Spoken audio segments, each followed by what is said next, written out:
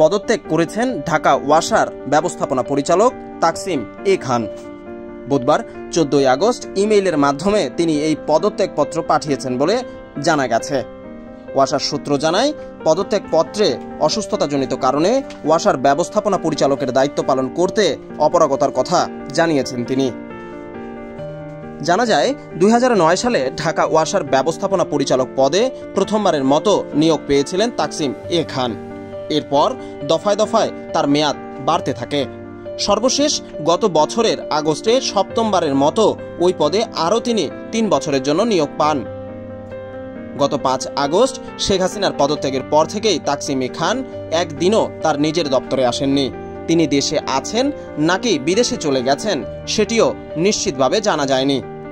Taksim এ খান, তার স্ত্রী ও সন্তানেরা যুক্তরাষ্ট্রের নাগরিক, তাই অনেকেই ধারণা করছেন তিনি হয়তো যুক্তরাষ্ট্রে পাড়ি জমিয়েছেন।